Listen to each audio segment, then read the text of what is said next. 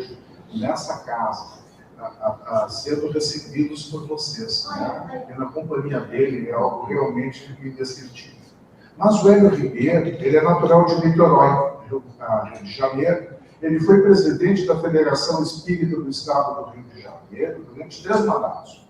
Ele é vice-presidente doutrinário da Associação Jurídico Espírita do Brasil, exercendo o mesmo cargo na Associação Jurídico Espírita do Rio de Janeiro. É presidente da Casa de Batuíra, instituição assistencial espírita localizada no município de São Gonçalo, situado na região metropolitana, na cidade do Rio de Janeiro. Ele é pai de Lara e pai de Guilherme.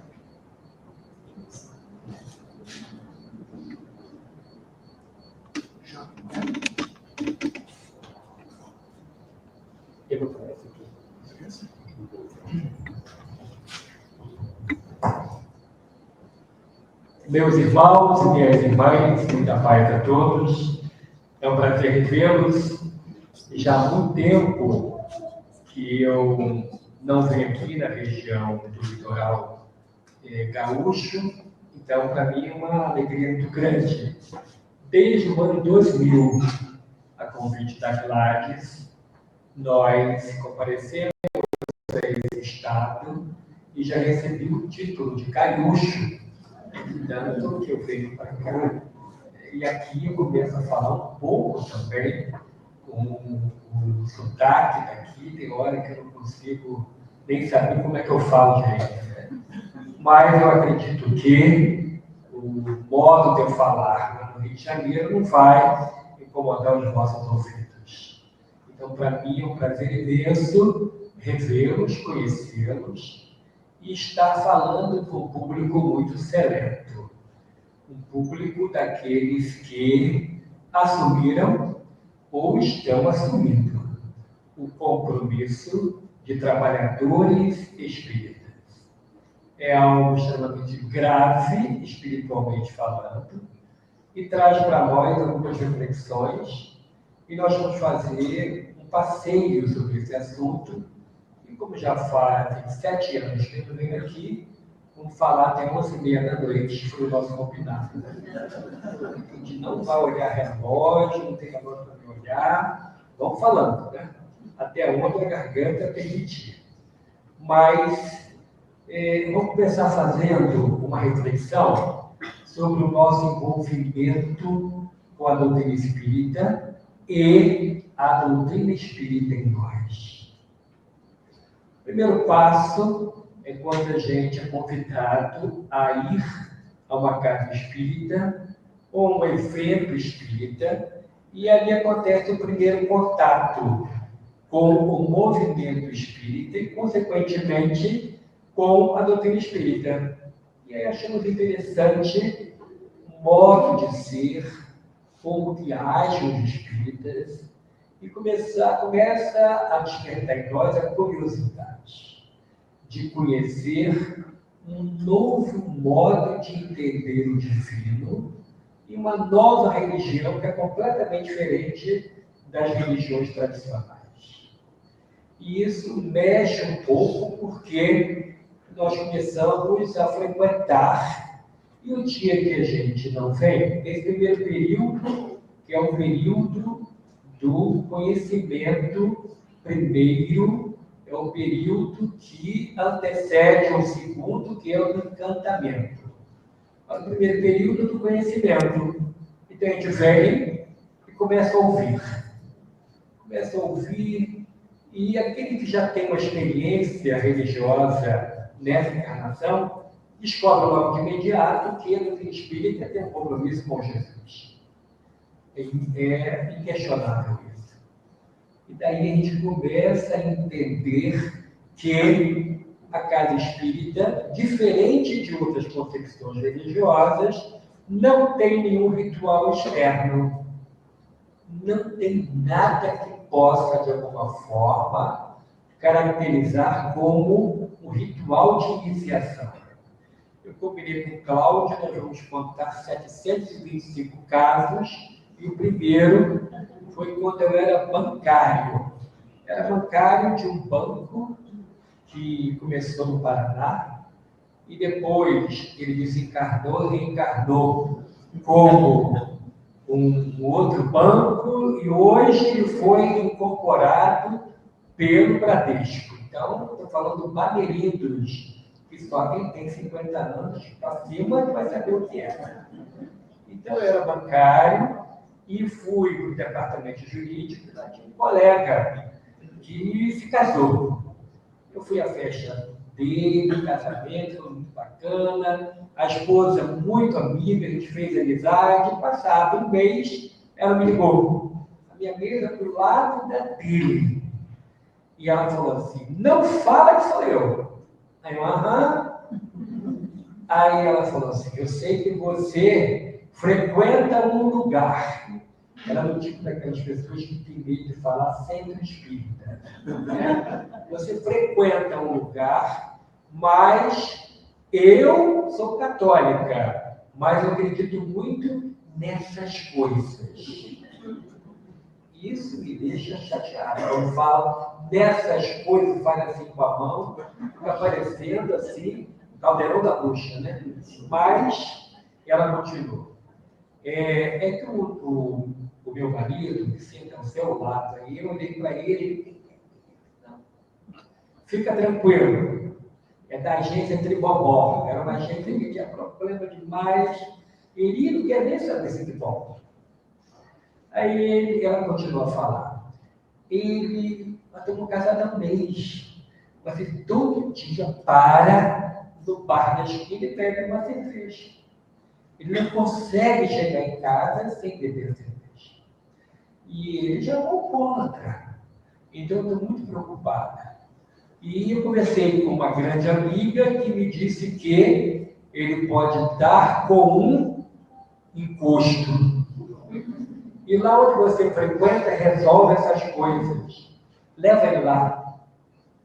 E aí, com muito jeitinho, eu falei para ele: vamos lá, me ajuda que eu estou podendo andar muito, me ajuda que eu machuquei o pé, você me leva, ficar lá um pouquinho. E aí ele foi. Foi, gostou, e toda quinta-feira à noite ele ia. Ia, gostava. No segundo mês, já frequentando comigo às quintas à noite, a mulher me ligou: olha, já tem 3 dias que ele não bebe. Graças a Deus. E depois de 6 meses frequentando a casa espírita, ele falou assim para mim: eu estou me sentindo tão bem aqui que eu quero me tornar espírita. Que bom, que bom. Você pode falar com o dirigente para marcar o meu batizado. Mas não tem batizado, não. Não tem batizado? Não tem. Mas como é que vocês se reconhecem como espírita? Tem uma carteirinha de espírita? Não tem. Tem algum carimbo de espírita? Não tem. Tem algum sinal que vocês fazem com a mão para dizer que é espírita? Não tem. Mas como que eu vou dizer de espírita e como é que eu vou falar para as pessoas que eu sou espírita? Aí eu falei para ele assim: o professor Allan Kardec diz que reconhece-se o verdadeiro espírita pela sua transformação moral e pelos esforços que faz para tomar suas pastilhas. Aí ele abaixou os olhos. Eu disse: o que foi, meu amigo? Então, eu sou espírita ainda. Eu disse: mas por quê?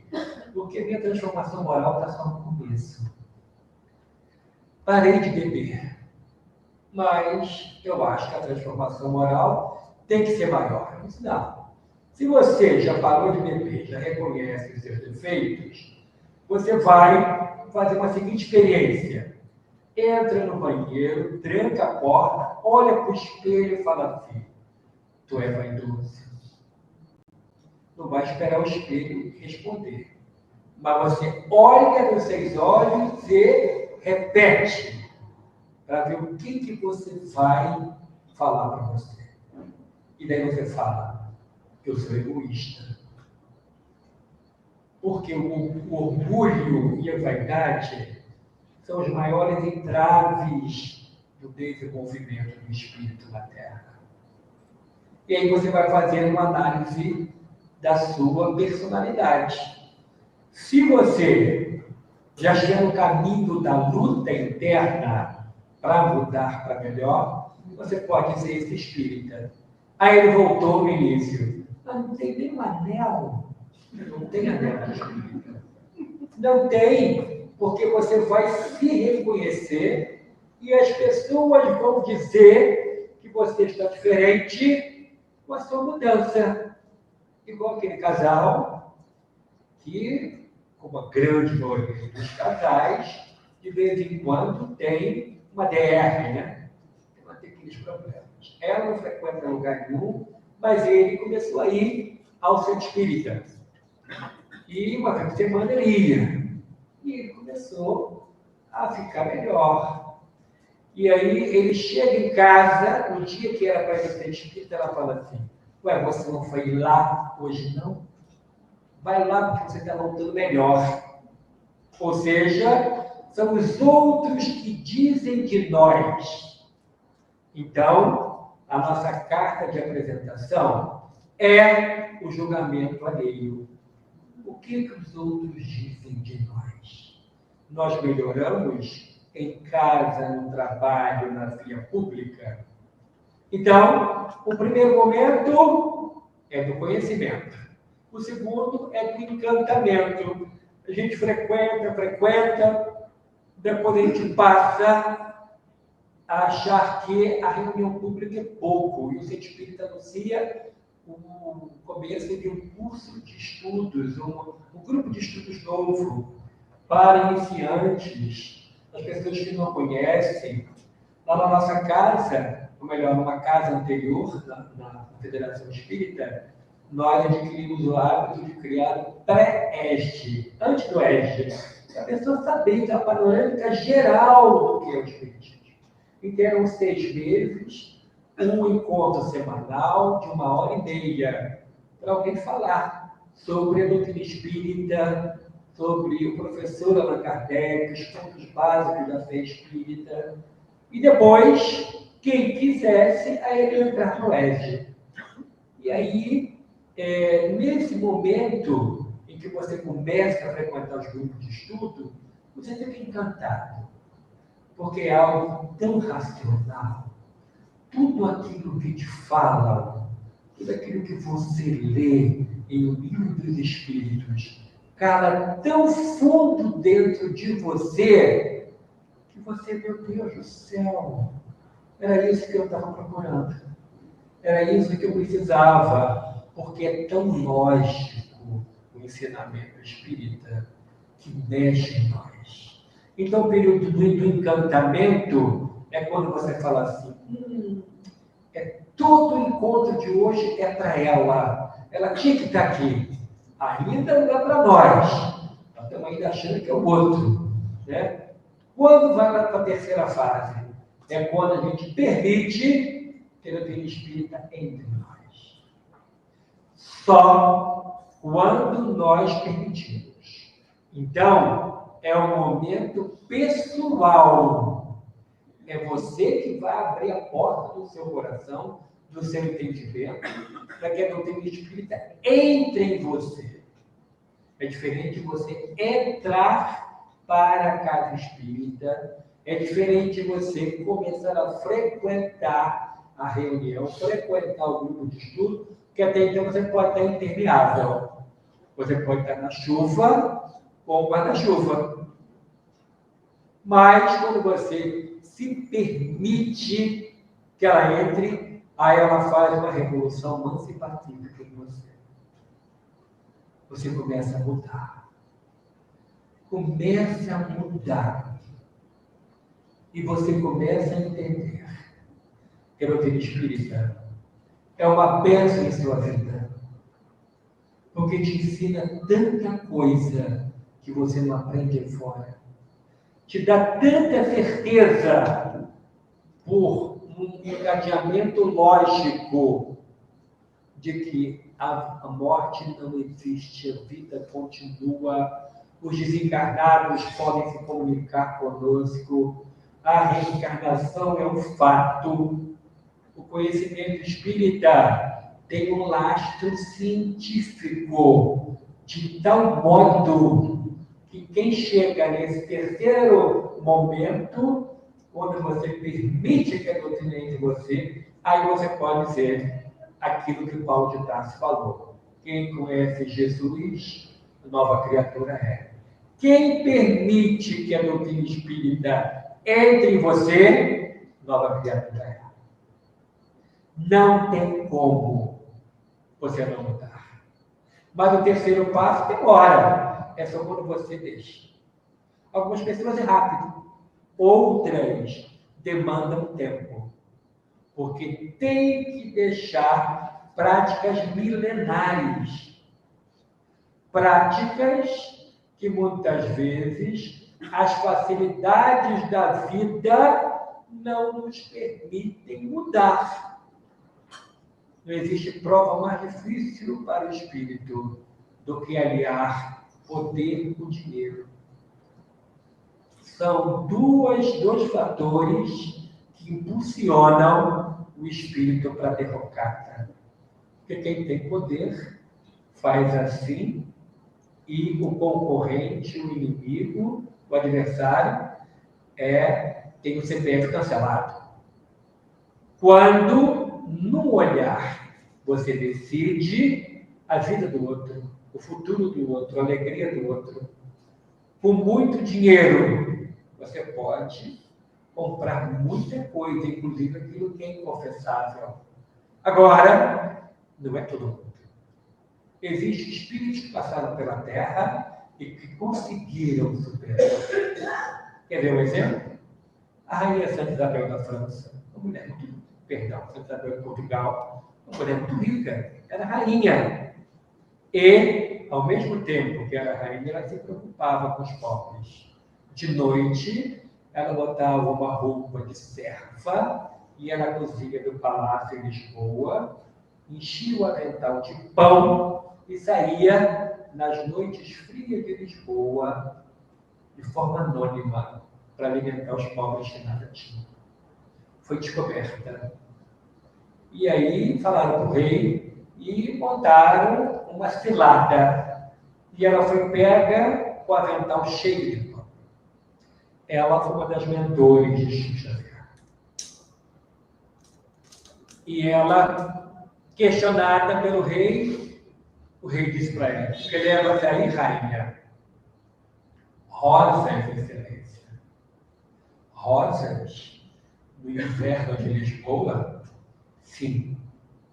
Manipulando fluidos, os espíritos transformaram pães em rosas. E ela, quando abre o avental, cai rosas. Todo mundo viu ela colocando pães.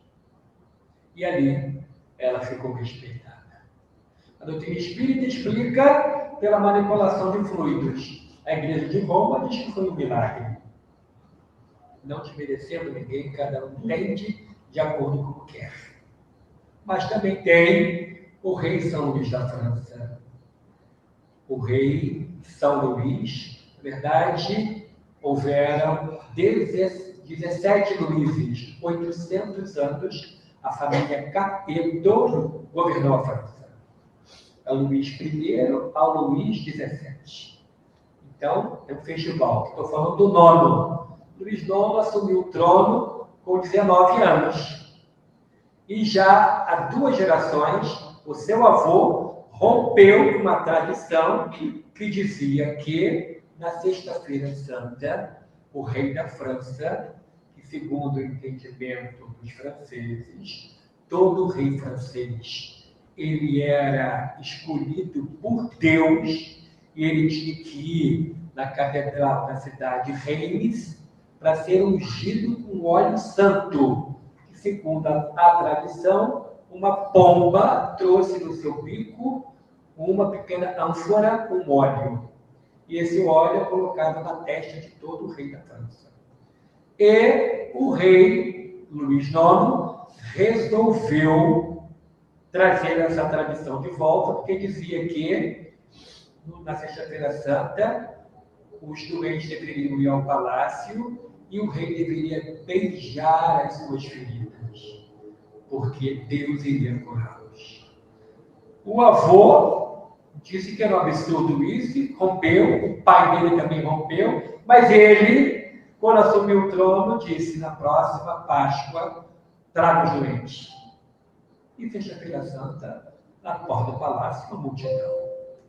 Ele passou o dia inteiro beijando feridas. Não tinha WhatsApp, Instagram, nada disso. Mas 2 semanas depois começaram a chegar as notícias. Todos foram curados. Porque ele era um médium de efeitos físicos. Médium de cura. E trouxe o alívio para aquelas pessoas. Desceu do seu pedestal de rei, semi-santificado, para cuidar dos seus súditos doentes.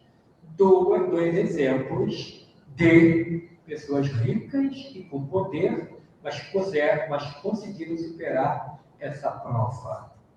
Mas, nesse período do encantamento, no terceiro período, quando você se entrega, é o período da entrega. Quando você permite que ela entre, você começa, já está frequentando o grupo de estudo, e aí a casa fala assim: vamos ter uma tarefa, vamos ter um curso de formação para evangelizadores, vamos ter um curso de formação para pacifistas, aqueles que já estão no tal nível de estudo. Cada casa tem um modo de entender, mas, na questão de lógica, aqueles que conhecem a doutrina espírita são convidados a aprimorar o conhecimento. Então, tem os cursos de capacitação. De forma natural, a pessoa se inscreve e vai fazer um curso de capacitação. Se torna evangelizador, evangelizadora, e aí assina o seu nome no livro de servidor de Jesus, naquela casa espírita. Espiritualmente falando, o trabalhador espírita assume um sério compromisso. É o seu nome, com a sua assinatura, que está no livro. O livro dos servidores de Jesus naquela casa.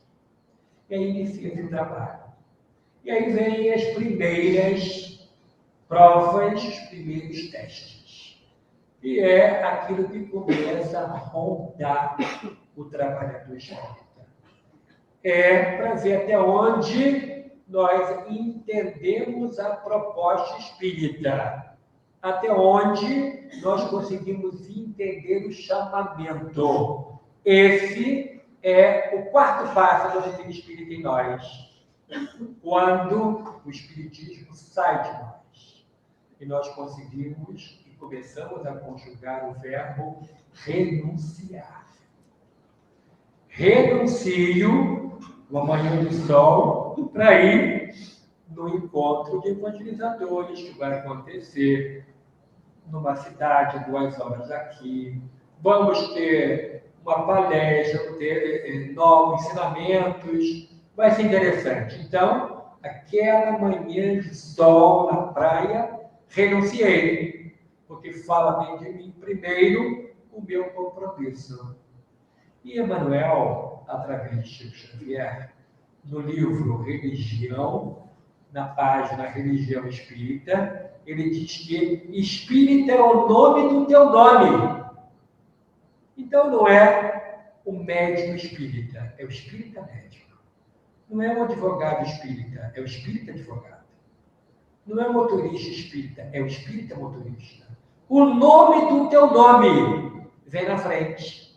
Então, seu cartão de visita do mundo espiritual é espírita. E o que você vai apresentar? Como é que você deve se comportar no momento em que as provas começarem? Ou será que não entendeu o chamado, a proposta espírita e está assim: está muito frio, não vou. Está muito quente, não vou. A minha sogra veio hoje jantar aqui em casa, não vou. Tudo é motivo para ir. Porque aqui a atmosfera é diferente. O ar é balsâmico. André Luiz, em praticamente todas as suas obras, diz sobre a casa espírita. fala do trabalho que os mentores espirituais têm no preparo da ambiência para que nós sejamos os beneficiados. Nós somos os primeiros a sermos atendidos, ajudados e socorridos. Porque os bons espíritos precisam de mãos encarnadas para desenvolver um trabalho. Em Obras Póstumas tem uma pergunta do professor Allan Kardec, que é o espírito Zéfiro, que era um espírito familiar, amigo, ele fala assim: é lícito pedir alguma coisa para mim? Eu vou responder, eu vou repetir. É lícito pedir alguma coisa para mim? E o Zéfiro responde assim: claro que é. Se você é um meio através do qual nós estamos trabalhando e você é totalmente dedicado à obra, é claro que é lícito você pedir algo para você, por você. E aí ele pede uma ajuda. Além dessa ajuda, o Espírito Zéfiro fala assim: nós entendemos o seu compromisso, só que a sua saúde é muito valiosa para nós. Então é necessário que você pare por no mínimo um mês. Como é que eu vou parar? Ele perguntou ao Espírito. Pare. A obra não será prejudicada. Pare para se recompor.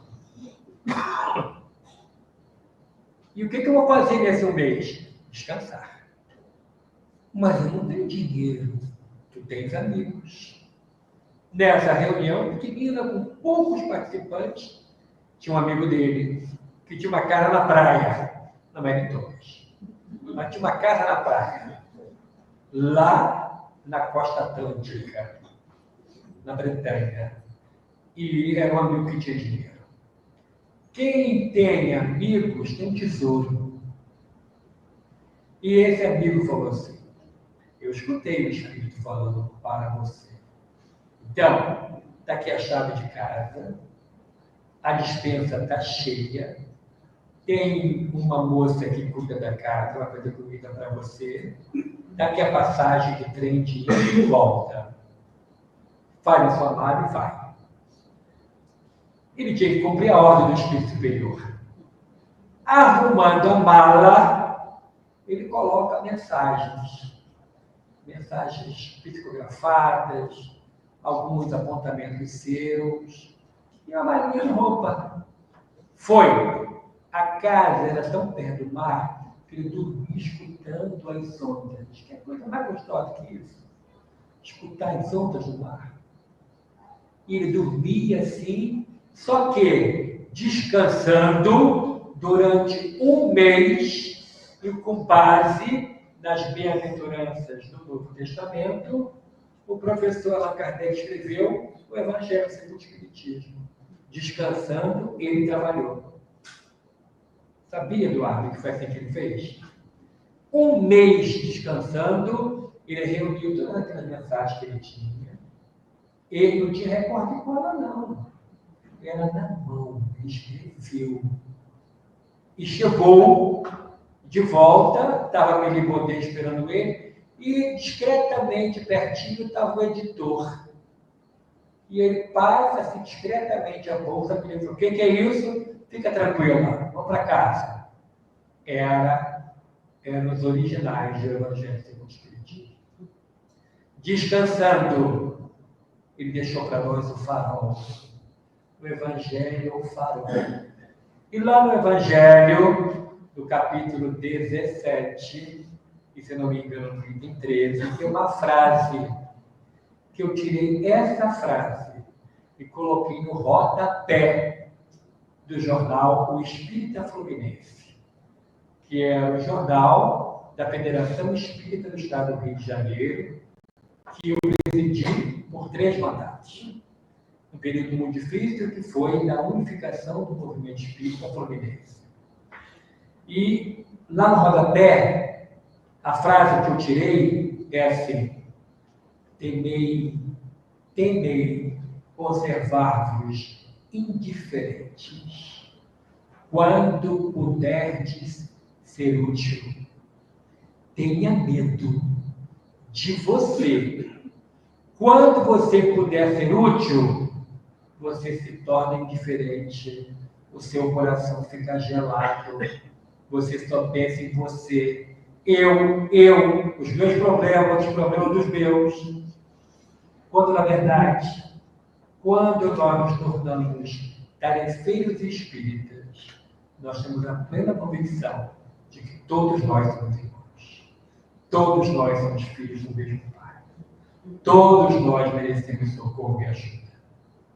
Todos nós. Mas é quando você está na quarta fase, ou no quarto passo do Espiritismo em você, quando você renuncia, quando você começa a buscar as coisas lá do alto, quando você dá a Deus o que é de Deus, quando você começa a entender que buscar o reino de Deus e a sua justiça, e tudo mais vos será dado. Em 1º de maio de 1987, eu e um grupo de amigos fundamos uma casa assistencial espírita na região metropolitana do Rio de Janeiro, no município de São Gonçalo, que é o segundo maior município do estado do Rio de Janeiro. 1.100.000 habitantes. É um município pobre. É um município que a gente chama de cidade dormitório. A pessoa vai lá só para dormir e trabalha no grande empregador, que é a capital, que é a cidade do Rio de Janeiro. E isso foi em 87, quando foi no ano 2000, nós conseguimos um convênio com o então Lar Fabiano de Cristo, e nós adotamos a metodologia da assistência e promoção social integral de famílias e começamos a ter uma ajuda financeira para trabalhar com famílias que viviam abaixo da linha da miséria. A nossa casa espírita está situada em um bairro bem pobre, circundado de comunidades, que há uns 10 anos atrás o nome era favela. Agora não pode falar mais que o politicamente correto é comunidade.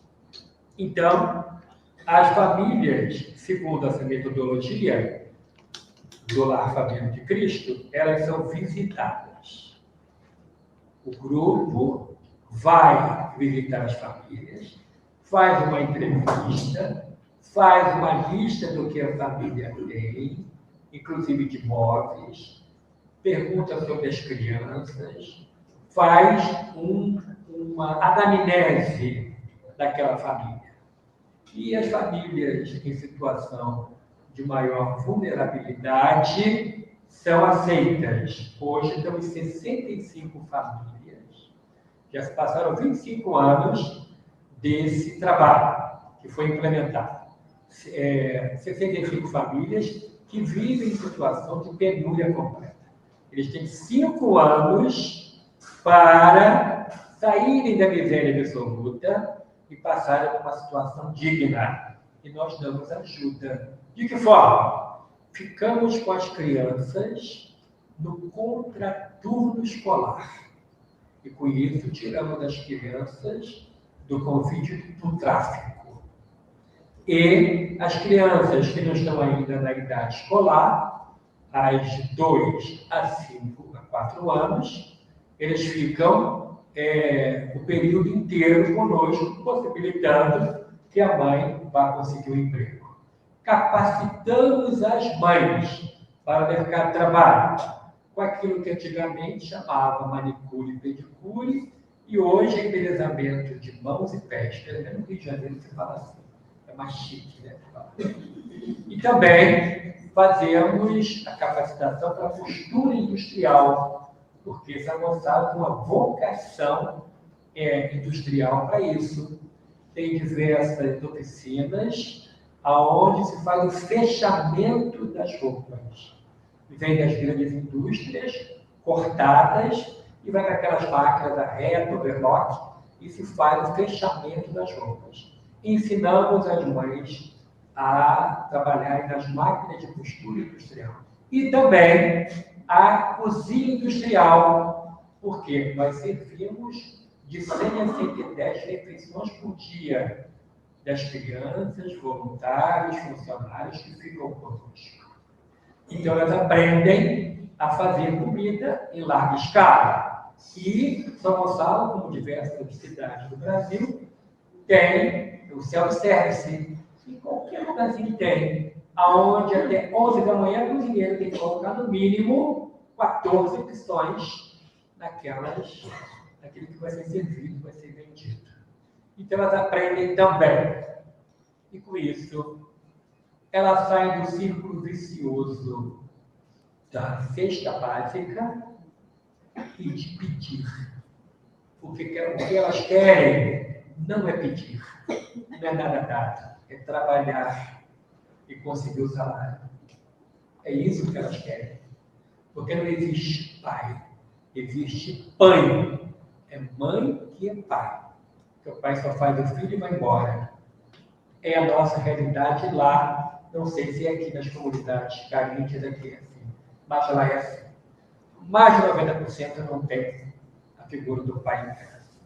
E as crianças ficam conosco, já tem 25 anos. Não tem uma verba pública. Tudo é com base na caridade. Tudo é com base nos eventos que a gente faz. Fazemos eventos para arrecadar, temos um bazar, que chama brechó, lá também chama de bazar, tem uma loja emprestada, que a gente vende, e com isso a gente precisa de pessoas, voluntários, a mão de obra voluntária, aonde a pessoa vai se doar, dar de si. É muito importante. Durante um tempo, tivemos um trabalho específico na nossa casa espírita para dependentes químicos. Um trabalho grandioso, onde fizemos o trabalho da fruterapia específico, aliado à evangelização, daqueles que passam por uma prova dificílima, que é o da dependência química. Porque o povo diz, quem deve não deve sozinho. Então, quem usa droga não usa droga sozinho, tem um componente espiritual. Então, nós tratamos o componente espiritual, mas sempre indicando que devem ir procurar o auxílio médico. E vão ao psiquiatra, os médicos, atrás, mas a parte espiritual fica conosco. E, em alguns casos, nós oferecemos o trabalho voluntário, a laborterapia. E vou contar mais um caso. Um rapaz jovem, classe média alta, trabalhava, porque queria trabalhar, não precisava.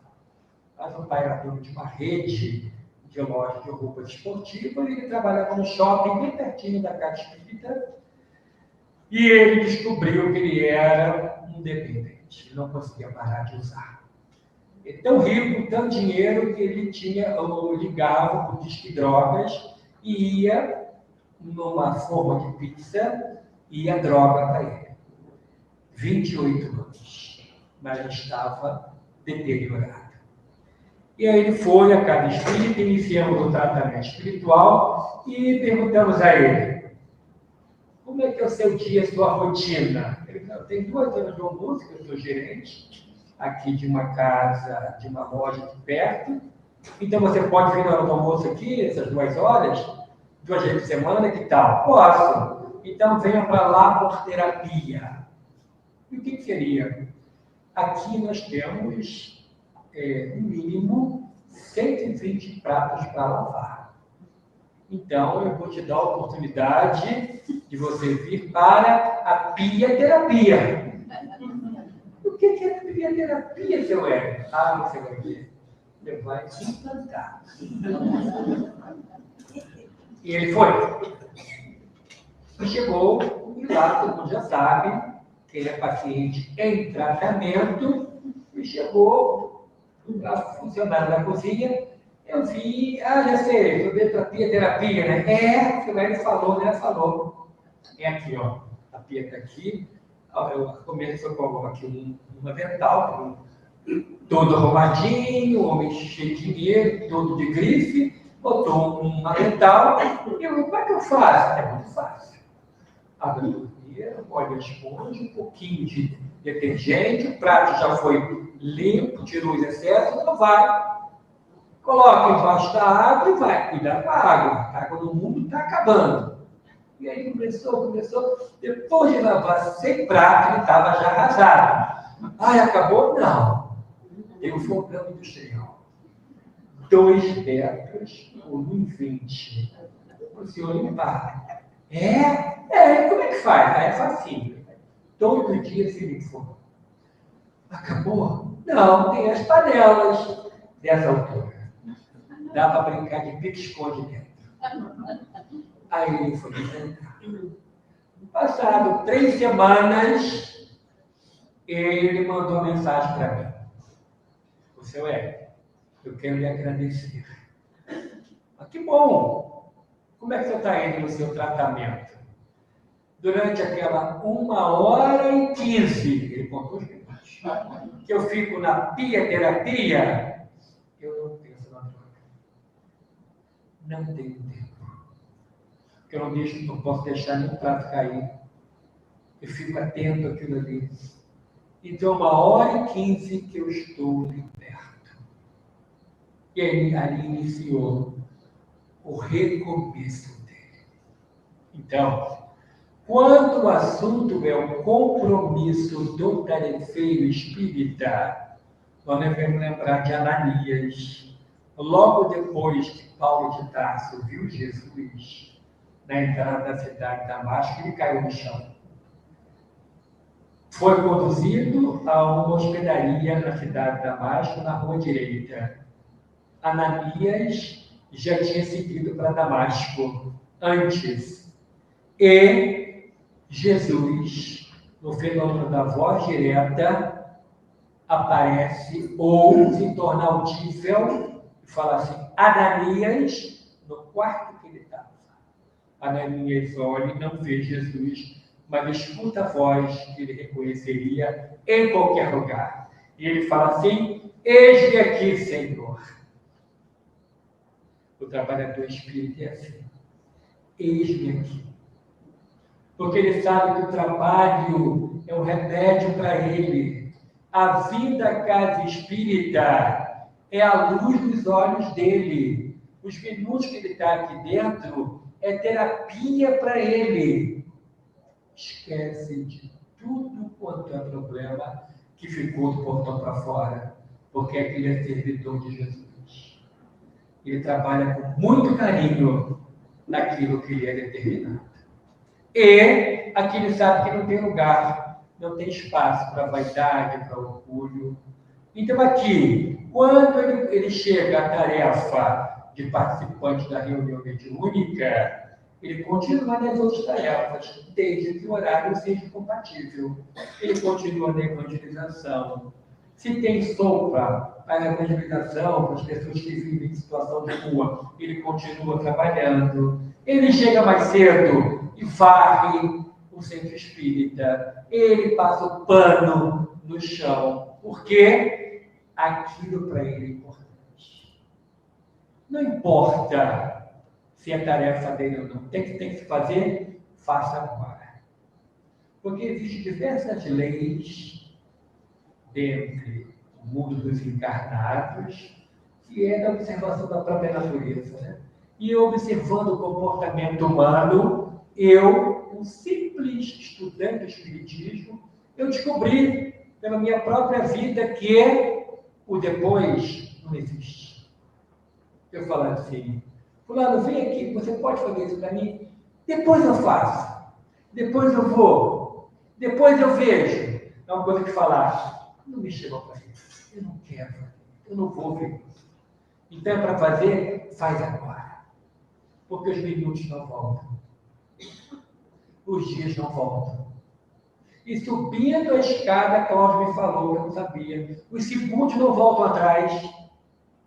Então, se o tempo não volta atrás, seja o tempo um instrumento útil para você. Então, você tem que ser útil. E é na casa espírita, quando você assume o seu compromisso, é que você vai entender verdadeiramente que você é um servidor de Jesus. Eu já vi que ela passou muito. Então, eu vou agora encaminhar para o encerramento, lembrando que o Chico começou com o Chico, eu vou terminar com o Chico. Chico Xavier foi a Niterói para receber o título de cidadão fluminense. Naquela época, Niterói era a capital do estado do Rio de Janeiro. A Assembleia Legislativa do estado do Rio, antes de se juntar à cidade do Rio, que é o estado da Guanabara, é o único caso, é o caso único na história do Brasil de dois estados que se fundem em um só. Tudo corta no meio. Mato Grosso cortou no meio, Goiás cortou no meio. No estado do Rio foi diferente. A Guanabara casou com o estado do Rio. Então, virou tudo um novo estado do Rio. A capital foi a cidade do Rio de Janeiro, que era o antigo estado da Guanabara. Mas antes disso acontecer, que foi em 15 de março de 1975, eu já estava na Terra. E aconteceu de Chico receber o título. E na Avenida Amaral Peixoto, a maior avenida do centro da cidade de Niterói, onde eu nasci, a avenida onde eu tenho o meu escritório de advocacia, tem a Assembleia, que hoje é a Câmara dos Vereadores. Ele foi receber ali o título. O fundador da cidade de Niterói é um índio, o índio Araribóia, que ajudou os portugueses a espantarem os franceses, na época da invasão francesa, que você estudou na antiga quinta série. Né? E ele ganhou dos portugueses aquilo que ficou conhecido como Vila Real da Praia Grande e depois Niterói, que quer dizer água escondida, em língua tupi-guarani. E Chico, convidado pela Federação Espírita do Estado do Rio de Janeiro, foi lá receber o título. Os espíritas do Estado do Rio de Janeiro, em especial da cidade de Nova Friburgo, que é uma cidade colonizada pelos suíços, a única colônia suíça no Brasil é essa região, lá de Nova Friburgo. Lá é até hoje um dos maiores produtores de flores do país. Olambra é em primeiro lugar, e lá é segundo ou terceiro no país, mas durante muito tempo foi o primeiro lugar. Olambra em São Paulo. Também fundada por holandeses, né? E os fazendeiros de flores mandaram 8.000 rosas para Chico Xavier entregar às pessoas que iam depois do evento na Assembleia Legislativa, iriam ao estádio Caio Martins, que durante muito tempo foi sede do Botafogo, para uma tarde de autógrafos com o Chico Xavier. Lotou 10.000 pessoas, 1974. Então, muita gente era espírita ou era simpática à causa espírita e queria ver Chico de perto. As 8.000 rosas foram entregues. Mas ele começou o discurso falando sobre quem estava ali. E quem o recebeu à porta foi Araribóia, o fundador da cidade. E ele fala sobre todos os governadores do estado do Rio de Janeiro. E ele fala sobre o movimento espírita do estado do Rio de Janeiro, onde nasceu, por exemplo, a Dona Ivone do Amaral Pereira. Que um dia você pode ir na caravana. Quem quiser pode ir na caravana Ivone Pereira, que a gente percorre a cidade onde ela trabalhou no centro-sul do estado do Rio. E ele falou maravilhosamente sobre o movimento espírita e os trabalhadores espíritas do antigo Estado do Rio de Janeiro. Ao final, ele foi almoçar na casa de uma grande amiga que foi a portadora do convite da federação, a Dona Ieda Hungria. E tem até no YouTube, você vai ver uma entrevista pequenininha de Chico, a Dona Ieda fazendo perguntas a Chico. E a Dona Ieda fala assim: Chico, vai acontecer agora, na casa espírita do qual eu faço parte em Niterói, aqui em Niterói, a reunião mediúnica. Queria que você mandasse um aviso para os trabalhadores da reunião mediúnica da nossa casa espírita. Aí ele fala assim: pois não, mas não é só para os trabalhadores da reunião mediúnica que eu quero falar, não. Quero mandar um recado para todos os trabalhadores espíritas. Não desanimem. Sempre compareçam ao trabalho espírita com coração de festa. Jesus espera por vocês. Então aquilo ecoou dentro de mim de uma maneira tão profunda que eu entendo o trabalhador espírita como uma oportunidade magnífica da gente se redimir nessa vida. Não desanimar nunca. Não trazer o mundo de lá, do portão para fora, para cá. Não, é levar daqui para o mundo aquilo que a gente aprende aqui. É trabalhando, se doando aqui, que nós vamos melhorar. Que nós vamos, parafraseando Paulo de Tarso, nós vamos ser conhecidos como criaturas novas, porque conhecemos Jesus através do Espiritismo. E que nós possamos nunca esmorecer. Lembrar que aqui é um grande hospital. Está passando mal? Vá ao seu trabalho espírita. Está triste? Vá à casa espírita. Está alegre? Vá à casa espírita e agradeça. Está assim, jururu? Venha à casa espírita. Porque aqui tem a alegria de servir, tem a alegria de ser útil. A nossa casa espírita, conforme eu já falei, temos esse trabalho, temos uma verba pública e por onde a gente vai, pedimos autorização para trazer livros, cuja venda é toda revertida para a casa espírita. Trouxemos alguns exemplares desse livro, que está saindo agora a segunda edição. Orientações espirituais sobre a dependência química. Então, os mentores da casa espírita, nossa casa de Batuíra, escrevendo orientações sobre o tratamento espiritual para os dependentes químicos. Trouxemos esse livro, Dr. Márcio dos Planos, que fala a história do querido benfeitor, o meu pai espiritual. Dr. Márcio, Guilherme Taylor Márcio, médico homeopata, que curou muita gente gratuitamente através da homeopatia. Eu tive a honra de fazer o prefácio do livro. Esse livro é de Eulália Bueno, que eu tenho várias vezes aqui no Rio Grande do Sul, minha amiga lá de Santos, São Paulo. Isso aqui é para você entender aquele problema do vizinho do 202, a ansiedade. Aquele vizinho que você tem, que é muito ansioso, né? Então, o livro é Superando a Ansiedade. Você não tem nada de ansiedade, mas o vizinho tem, você vai ler e vai entender. Esse é o último lançamento, aqui pela editora Olsen, a nossa Gladys, que edita os nossos livros, ditado pelo espírito Carl Smith, João e a Terra de Pau. Carl Smith é o espírito inglês da última reencarnação, e ele dita histórias, que fala da alegria de um menino que ganhou uma perna, uma prótese, e voltou a correr.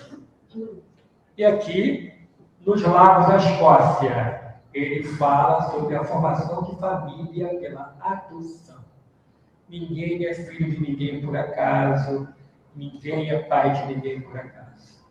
Então, que a gente possa, quem quiser e puder, ninguém é obrigado a nada, ao final está lá a mesa, para um abraço, porque o abraço do gaúcho é que me dá forças. Antes de vir, eu estava passando mal. Peguei uma virose, na semana passada eu estava muito mal. A minha mulher falou, e aí, você vai quando eu for? Eu acredito na ação dos espíritos. Até ontem eu não estava falando, eu estava fônico. Mas ontem, o Dr. March, que é meu pai, meu médico, me falou, vamos deitar cedo. 8 da noite eu estava morrendo de sono, deitei. Acordei meia-noite. Uma hora estranha para acordar, né? Mas fui ao banheiro e fui beber água. A cachorrinha da minha mãe passou na minha frente, eu falei o nome dela, e saí inteiro. Eu voltei a falar, glória a Deus. Acordei falando. Deus age muito. Então, agora, para encerrar, a questão de O Livro dos Espíritos, lá no capítulo, quando o professor Allan Kardec pergunta assim, qual é a maior dificuldade que o espírito tem, quando chega de volta aqui no mundo espiritual? Está na Terra, desencarnou, voltou. Qual a maior dificuldade dele? Os espíritos superiores respondem a Allan Kardec. A vergonha dos erros não superados. A vergonha de não ter feito nada das ferramentas que não foram utilizadas. Eles foram doadas. Então, quando a gente acorde do outro lado, tem algo na mão para apresentar. Eu trabalhei na casa espírita. Eu sou servidor de Jesus. Vamos acordar. Com muita gente em festa no mundo espiritual, feliz que a gente chegou como aquele que completa a sua tarefa na Terra. Que Deus abençoe abundantemente essa comunidade espírita que hoje reunida. Abençoe essa casa, as outras casas dessa região, para que possam proporcionar a todos os trabalhadores espíritas uma oportunidade de crescimento espiritual, hoje e sempre. Muito obrigado, muita paz a todos.